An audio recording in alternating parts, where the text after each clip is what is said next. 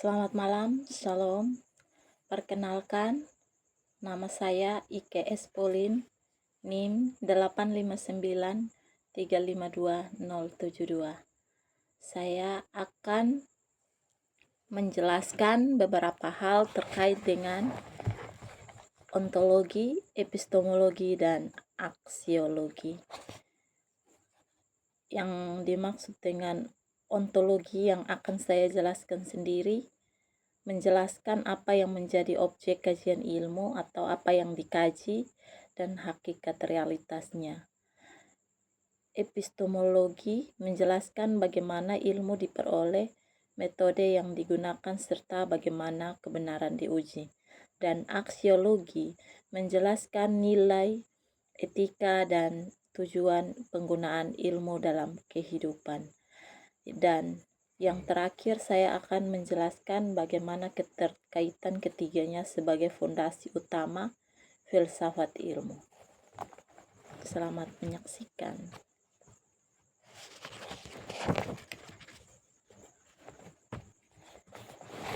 Seperti yang kita ketahui dan memahami, objek kajian dari filsafat ilmu yaitu penerapan metodologi keilmuan yang diterapkan oleh ilmu-ilmu yang juga dilakukan melalui standar prinsip keilmuan serta 3 pokok objek kajian umum seperti ontologi ilmu, epistemologi ilmu, dan aksiologi ilmu. Dengan kata lain, objek material filsafat ilmu terbagi 2, yaitu yang pertama objek kajian umum dan juga khusus. Yang dimaksud dengan objek kajian umum terdiri dari ontologi ilmu, epistemologi ilmu, dan aksiologi ilmu.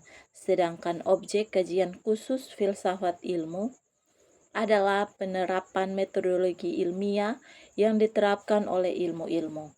Apakah yang membedakan antara objek material pada penerapan metode ilmiah dengan objek material pada epistemologi? Ayo kita cek bersama-sama. Jawabannya adalah terletak pada penerapan metode keilmiahan dan keyakinan terhadap keilmiahan.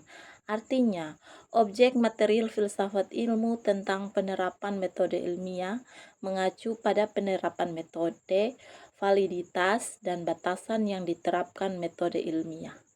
Mengacu pada penerapan oleh ilmu dalam usaha mencari kebenaran ilmiah, sedangkan objek material filsafat ilmu tentang epistemologi mengacu pada sejauh mana filsafat keilmiahan yang dicapai oleh ilmu sehingga dapat membedakan mana kebenaran yang dianggap ilmiah dan mana yang hanya bersifat pendapat atau opini.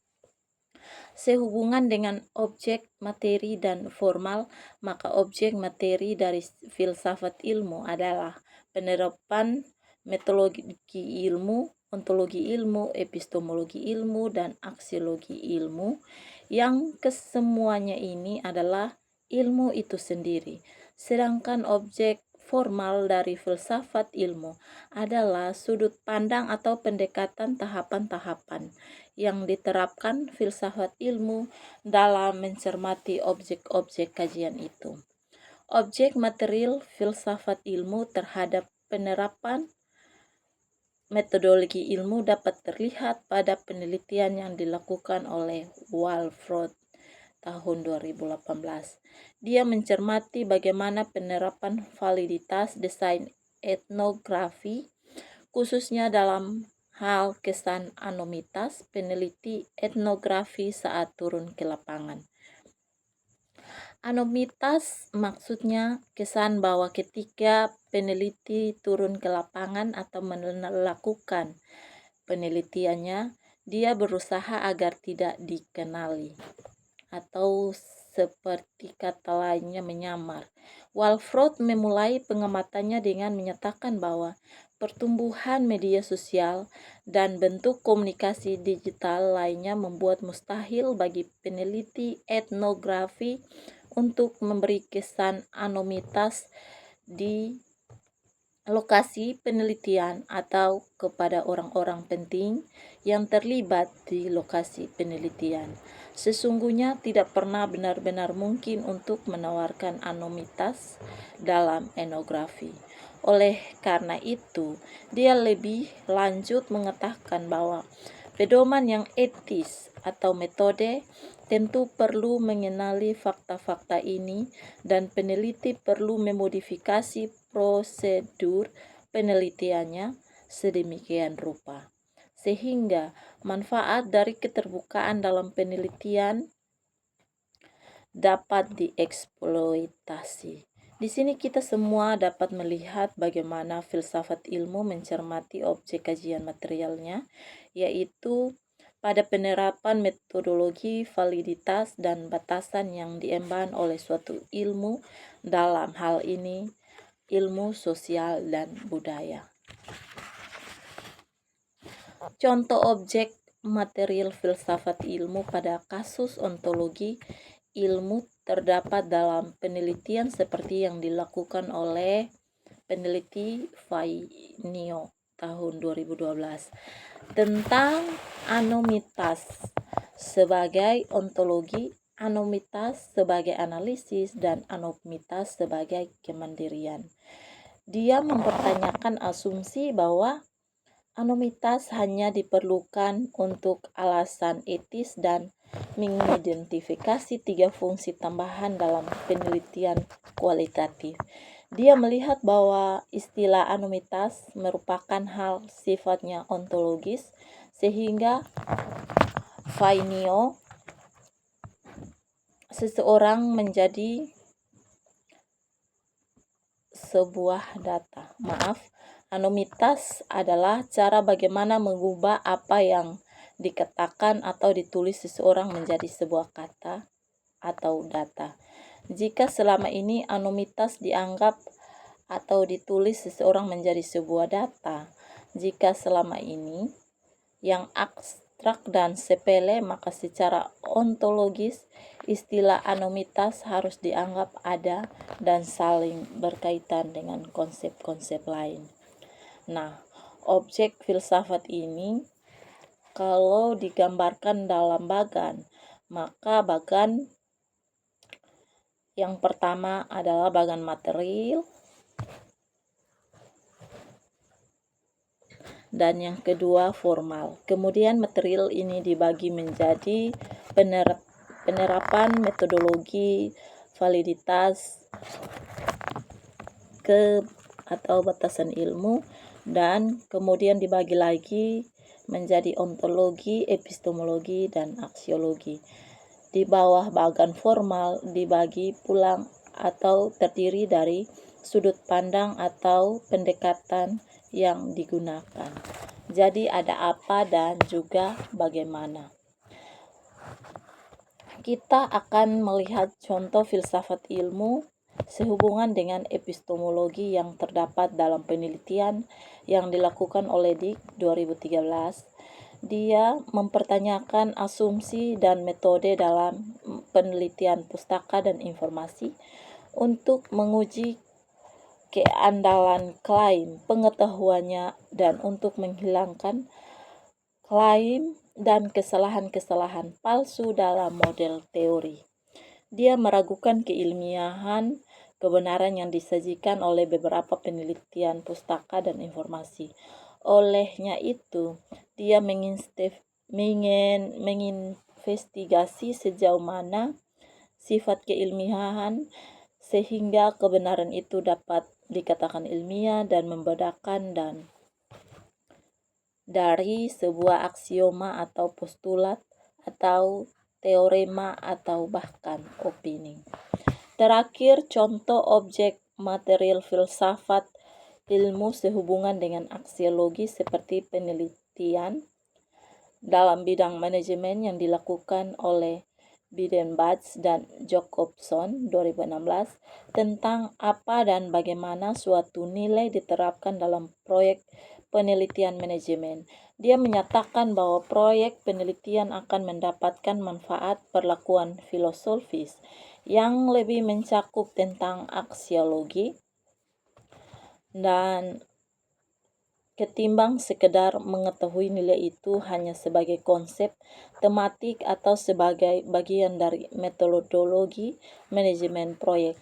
Jadi secara aksiologis, mereka menyarankan agar nilai yang diterapkan dalam penelitian seharusnya benar-benar menjadi bagian dalam implementasi sosial dan tidak hanya sekedar menjadi bagian dalam metodologi.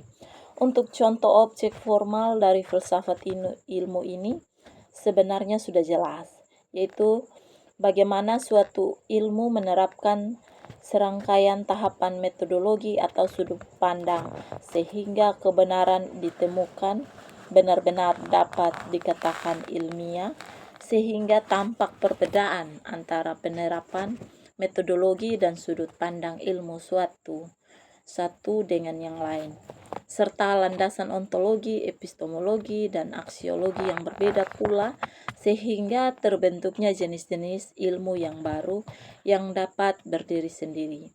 Kondisi ini menyebabkan timbulnya prinsip penyelesaian masalah dari sudut pandang keilmuan seperti monodisipliner, penggunaan tertentu dalam disiplin ilmu tertentu. Misalnya, contoh di bidang ilmu pendidikan, berusaha untuk menggambarkan, memahami, dan menentukan kebijakan dan praktik pendidikan.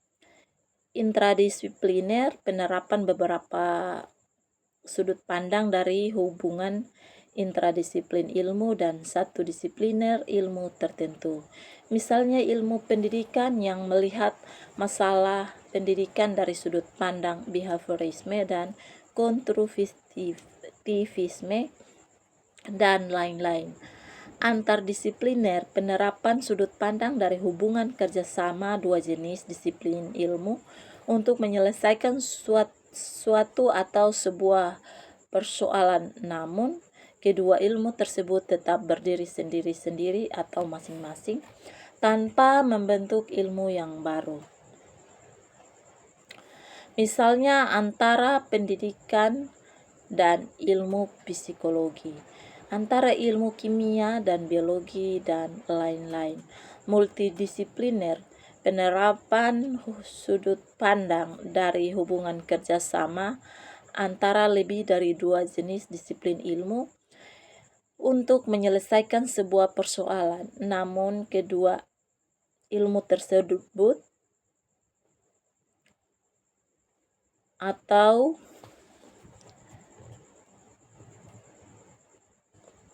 antara ilmu yang melihat bagaimana bahasa dipandang dan digunakan dalam konteks sosial.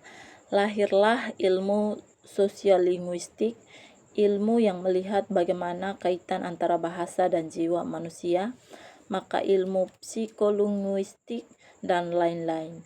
Transdisipliner, penerapan sudut pandang antara lebih dari dua disiplin ilmu sehingga melahirkan ilmu baru yang berdiri sendiri. Misalnya, yang melihat bagaimana bahasa linguistik dipandang dan digunakan dalam komunitas sosiologi, budaya, antropologi tertentu sehingga lahirlah ilmu antropososiolinguistik, ilmu yang melihat bagaimana eksistensi manusia sebagai makhluk hidup biologi yang memiliki jiwa psikologi, manusia, sosiologi, dan agamawi atau teologi dapat memiliki kesehatan seutuhnya, maka lahirlah biopsikososiospiritual dan lain-lain. Dan kita melihat bagaimana ketiga ini dapat terhubung. Objek material dari filsafat ilmu adalah ilmu itu sendiri, mencakup metodologi ilmu, validitas dan batasan ilmu, serta ontologi ilmu, epistemologi ilmu, dan aksiologi ilmu. Objek formal dari filsafat ilmu terletak pada prinsip-prinsip keilmuan dalam mencari kebenaran, yaitu bagaimana sudut pandang atau pendekatan yang digunakan dalam mencermati objek materialnya, sehingga ontologi tidak bisa dipisahkan dari epistemologi ataupun aksiologi, karena ketiganya saling berhubungan dalam suatu proses ilmu pengetahuan. Terima kasih dan salam.